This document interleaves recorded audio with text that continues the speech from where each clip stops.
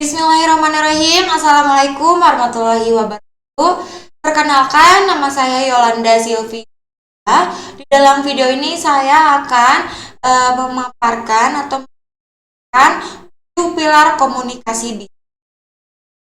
Kenapa sih komunikasi dan tujuan ini?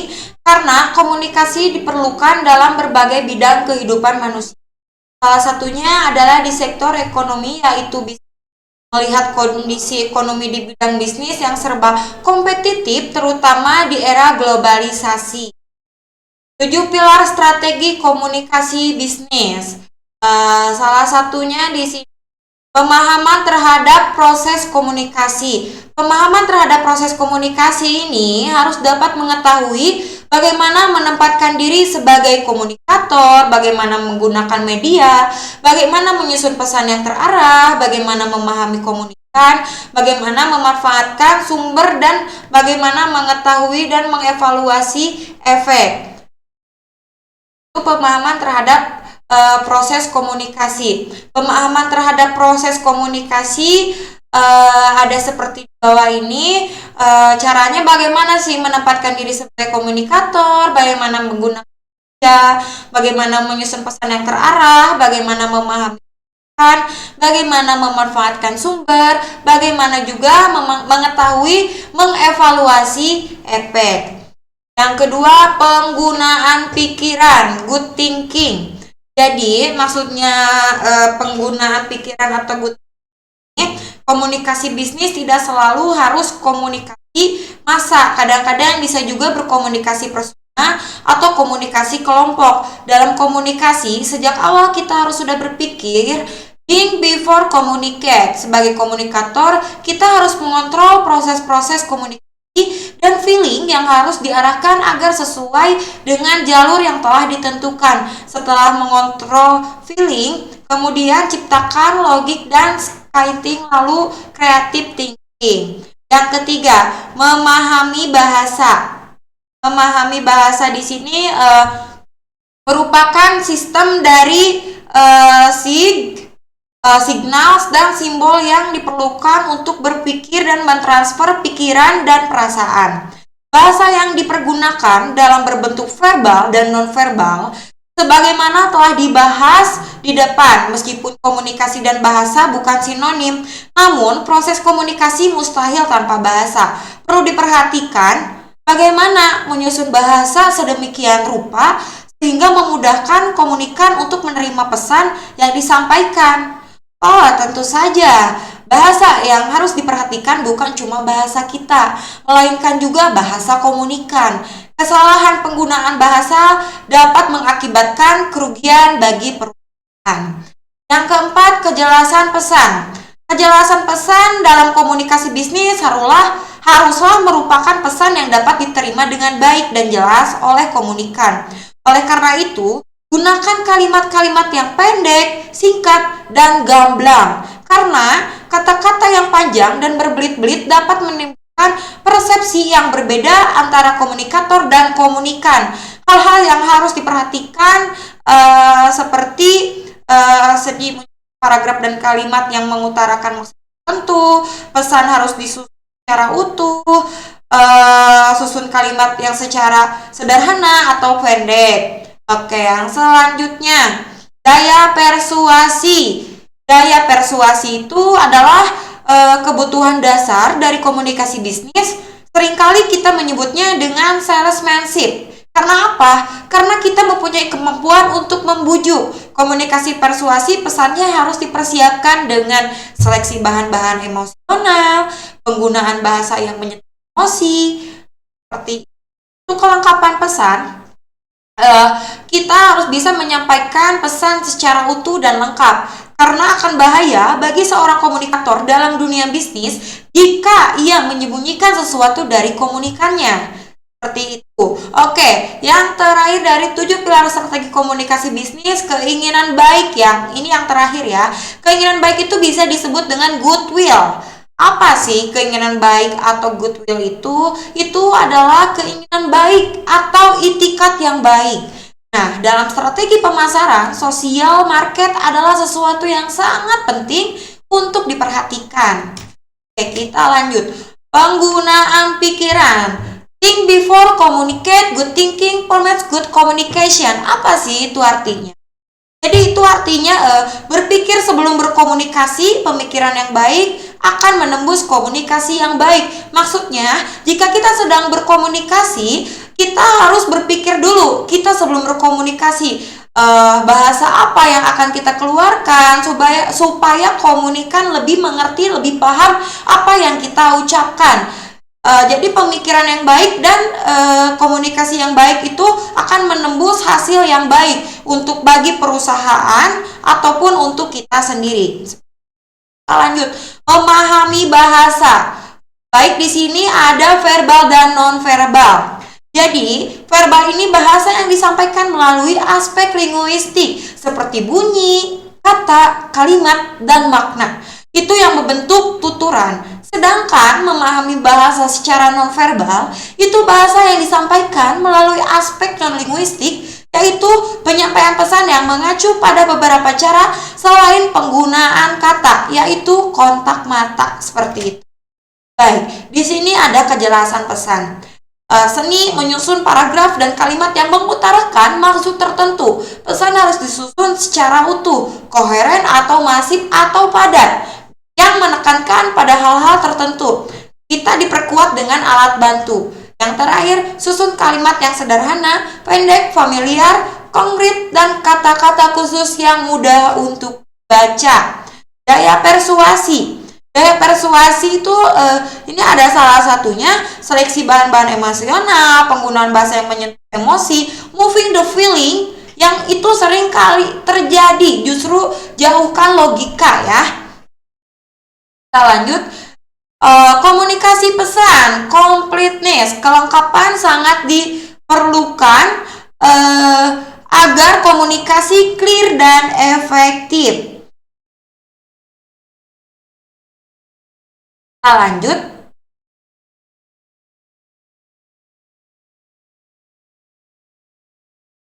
Ini proses strategi komunikasi bisnis. Di sini ada 4 ya. Jadi proses komunikasi bisnis itu adalah seperti asking. Apa tuh asking? Menggali, mencari, dan mengkategorikan fakta. Sedangkan listening menerima masukan, kritik, saran, dan sebagainya. Sedangkan telling menyampaikan pesan komunikasi bisnis dengan lisan menggunakan media massa atau non-massa. Yang terakhir, understanding. Apa itu understanding? Understanding adalah sesuatu yang timbul saling pengertian antara komunikator bisnis dengan komunikasi bisnis. Seperti itu. Untuk lebih lengkapnya di sini saya akan menambahkan dari 4 strategi komunikasi bisnis tersebut yang sudah tertera di slide ini ya. Jadi asking itu sebagai ahli komunikasi, kita sering melupakan tindakan yang harus dan diperlukan. Agar apa? Agar proses komunikasi berjalan dengan tepat dan efektif. Antara lain dengan bertanya atau meminta informasi yang tidak kita miliki dari orang lain yang memang kita butuhkan. Yang kedua, telling. Nah, sebelum kita menjadi mengerti ini, kita harus terlebih dahulu mentransmisikan atau mengirim pesan kita. Ini merupakan telling. Jadi telling ini ada 3 arah ya. Kita harus menginformasikan diri. Yang kedua, kita harus selalu menjaga agar para bawahannya memiliki informasi yang berkaitan dengan tugas mereka. Yang terakhir, atasan kita harus mengetahui masalah yang sedang dihadapi perkembangannya, serta aktivitas yang akan mempengaruhi tanggung jawabnya. Seperti itu. Sekarang kita lanjut ke listening ya. Jadi, bila kita ingin berkomunikasi secara total, kita harus mengerti apa yang orang lain ingin sampaikan pada kita. Kita harus mendengarkan. Nah, ini merupakan keterampilan tersulit untuk dipelajari yang kita tidak selalu berhubungan dengan proses komunikasi. Karena apa? Karena ini sangat membutuhkan disiplin yang sangat tinggi dalam diri pribadinya dan pengendalian terhadap keinginan Anda untuk berbicara. Oke, yang terakhir understanding ya. Jadi understanding ini merupakan aspek yang paling penting dalam komunikasi dan yang juga sering dilupakan orang adalah pengertian. Komunikasi pada umumnya memiliki dua pengertian dan dua sisi emosional dan sisi pengertian logis. Karena apa? Karena orang yang saling mendengar dengan kedua sisi, yaitu dengan pemikirannya dan juga dengan perasaannya. Untuk mengerti hal ini, ahli komunikan harus menyelam ke dalam motivasi seseorang atau individu ya, yang harus didengar dan membaca tidak hanya dalam kata tetapi pengertian di balik kata tersebut. Baik, kita lanjut. Elemen utama dalam komunikasi. Baik, jadi komunikasi merupakan transfer atau pertukaran informasi dan pengertian dari satu orang ke orang lain dengan menggunakan lambang-lambang berarti. Cara untuk bertukar dan berbagi ide-ide, sikap, nilai, dan pendapat serta fakta. Komunikasi merupakan proses yang dibutuhkan seperti pengirim pesan yang memulai proses komunikasi, menerima pesan yang melengkapi jalinan komunikasi. Oke, di sini ada 8 elemen utama dalam komunikasi. Yang pertama, sender atau pengirim pesan. Merupakan sumber informasi klien, orang yang memiliki inisiatif untuk memulai proses komunikasi. Pengiriman pesan mencoba untuk memilih jenis pesan dan saluran yang dapat menjadikan proses komunikasi merupakan proses yang paling efektif. Yang kedua, receiver atau penerima pesan. Itu adalah orang yang menerima pesan dan menerjemahkan pesan dari pengirim pesan. Satu keamanan yang sebaiknya dimiliki penerima pesan adalah kemampuannya untuk mendengarkan. Yang ketiga, message atau pesan. Nah, kalau ini terdiri dari lambang verbal dan non-verbal yang tadi saya bahas ya, yang berisi informasi yang pengirim pesan ingin disampaikan kepada pesan. Yang keempat, channel atau saluran. Oke, jadi di sini tuh merupakan sarana pesan dikirimkan dari pengirim pesan sender kepada penerima. Komunikasi dengan tatap muka merupakan media terkaya. Karena apa? Karena memungkinkan berbagai informasi bertukar secara simultan, meliputi komunikasi dan nonverbal, pendekatan face to face, memungkinkan umpan balik yang segera sehingga pengertian dapat dicek sudah tercipta atau belum, serta interpretasi yang salah bisa diperbaiki. Yang kelima, feedback atau umpan balik. Jadi di sini merupakan respon terhadap pesan yang dikirim. Adanya umpan balik merupakan cara terbaik untuk mengetahui apakah pesan yang sudah diterima dan untuk mengetahui apakah penerima pesan sudah mengerti. Kita lanjut, perception atau persepsi. Baik, di sini persepsi merupakan arti yang diberikan terinterpretasikan terhadap pesan baik oleh pengirim pesan maupun si penerima pesan. Proses encoding. Apa itu proses encoding? Jadi proses encoding itu menerjemahkan pikiran atau perasaan ke dalam media yang dapat dimengerti. Ada 5 prinsip untuk meningkatkan keakuratan encoding. Salah satunya relevansin. Apa itu relevansin? Jadi buatlah pesan yang berarti dan penting pula untuk menseleksi kata, lambang, gerakan yang akan digunakan. Penyederhanaan. Rancang pesan dalam bentuk yang paling sederhana, mengurangi penggunaan kata yang berlebihan, lambang dan gerakan. Gunakan yang lebih, menerangkan pemikiran kita dan perasaan. Yang ketiga, pengorganisasian. Atur pesan dalam serangkaian poin-poin untuk memudahkan terciptanya pengertian. Yang keempat, pengulangan. Pengulangan adalah mengulangi atau tekankan kembali poin kunci yang terkandung dalam pesan sekurangnya 2 kali. Yang terakhir, fokus merupakan aspek yang penting atau merupakan poin kunci pesan dalam berkomunikasi tertulis, garis bawahi kalimat, frase, dan kata-kata kunci. Yang terakhir, di elemen utama dalam komunikasi, yang terakhir ada proses decoding. Apa itu proses decoding? Jadi, eh, pesan ke dalam bentuk yang memiliki arti bagi penerima pesan. Proses decoding menunjukkan kemampuan untuk mendengarkan, meliputi kegiatan menerima perhatian kepada pesan yang tengah disampaikan lebih dari 70% dari waktunya. Manajer menggunakannya untuk berkomunikasi. Itu beberapa yang saya jelaskan tentang beberapa elemen utama dalam komunikasi yang sangat penting digunakan dalam dunia komunikasi bisnis. Sekarang kita lanjut ya. Prinsip dalam komunikasi. Baik. Di sini ada 9 prinsip dalam berkomunikasi. Di sini saya akan menjelaskan satu persatu. Yang pertama, principle of line loss. Baik, di sini semakin banyak informasi masuk ke dalam pikiran seseorang, semakin banyak kemungkinan pengertian cenderung tertunda, terganggu, dan terkontaminasi atau bahkan hilang. Yang kedua, principle of emotional appeal. Di sini kita cenderung untuk berpikir tanpa emosi. Ini bilang pesannya faktual dan tidak personal. Orang akan lebih mendengarkan dan lebih mengerti. Yang ketiga, principle of application ya. Begitu pemikiran baru kita aplikasikan, kita akan menjadi bagian dari ide tersebut. Karena dalam melaksanakan, kita mengembangkan perasaan kita menggunakan ide. Hal ini bagian dari cara berpikir. Yang keempat, keterampilan dalam berkomunikasi. Sebagian besar aktivitas manajerial adalah bertemu kontak dengan orang lain, dan setiap kontak itu memerlukan keterampilan penuh untuk menangani proses pembagian informasi.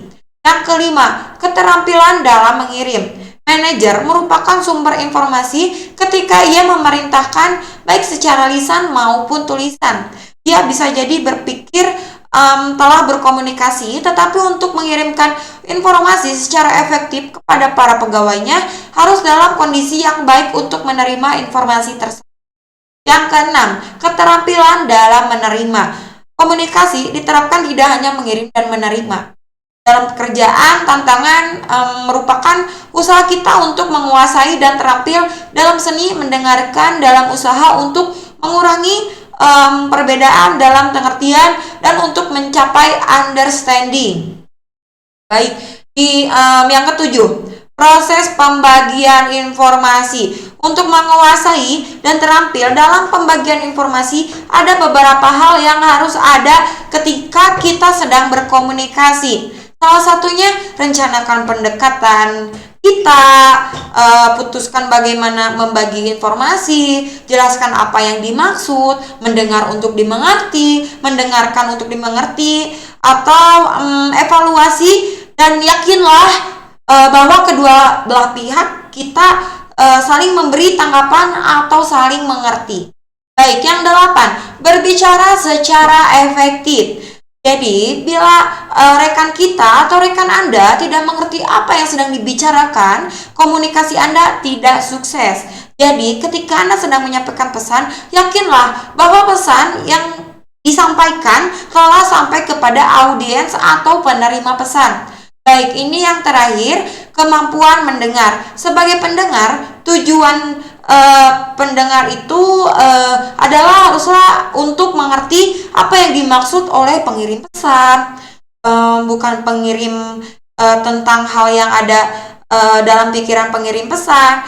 Mendengarkan bukan saatnya untuk rileks dan berhayal. Ini waktunya tepat untuk berkonsentrasi dan berpikir agar mengerti hal yang dibicarakan dan disampaikan oleh pengirim.